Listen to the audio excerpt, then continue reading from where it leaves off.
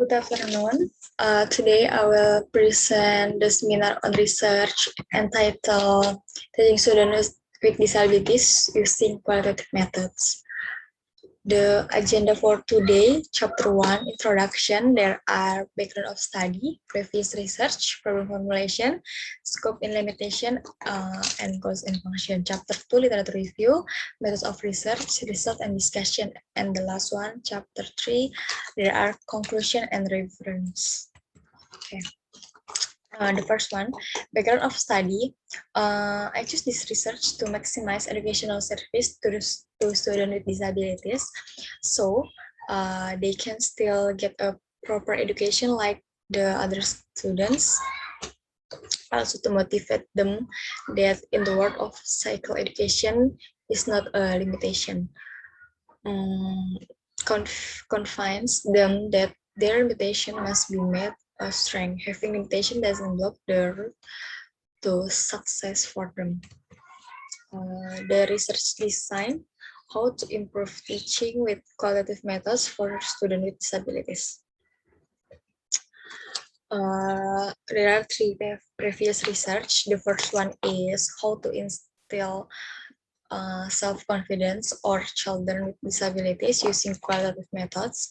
The result is survey conduct, bullying, school, education, psychosocial, educational, and consequent. Children with learning disabilities often experience school rejection or school phobia. Is the children's fear of going to school and their deep dissatisfaction with separating their parents.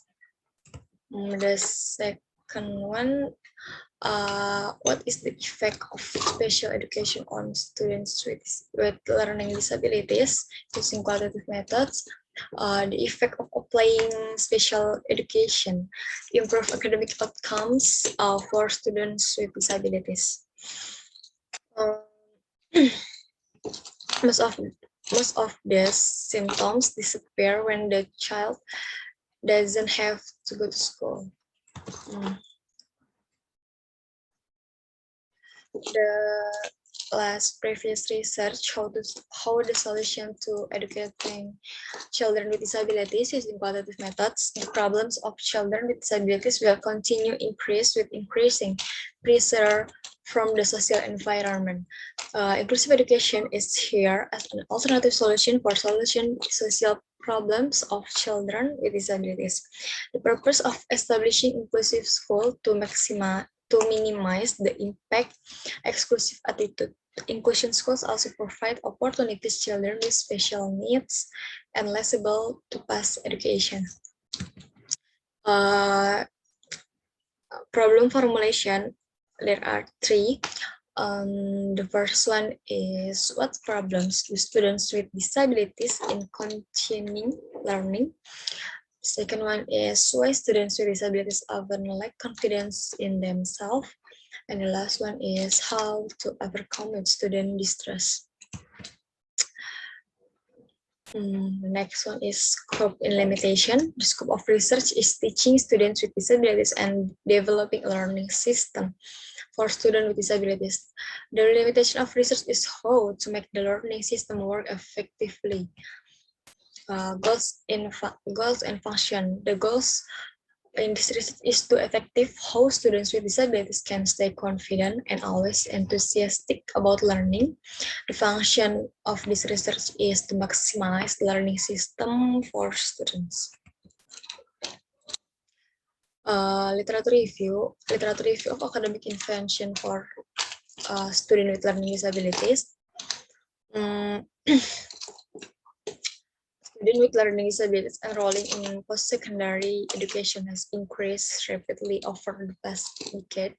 It's imperative to investigate what intervention have been used to assess learning disabilities and achieving academic success. To examine the intervention currently used to support students with disabilities is post-secondary education. The authors review the relevant literature. The next one, methods of research. In this research, this is a qualitative method study based on interview of children with disabilities in inclusive school. We have described and analyzed the experience of children with disabilities studying in inclusive classroom. The result and discuss, we have examined factors and challenges for children with disabilities studying in inclusive school. We have also analyzed data pertaining to self-concept of children with disabilities in inclusive school setting. The conclusion. The study on the experience of children with disabilities in inclusive school aims to consider certain aspects of inclusive school and suggest some improvement that could benefit children with disabilities and strengthen an inclusive process. Since the concept of inclusive education is understood and practiced, the voice of key stakeholders is very important. Yeah, that's all of presentation today. There are the reference, and thank you.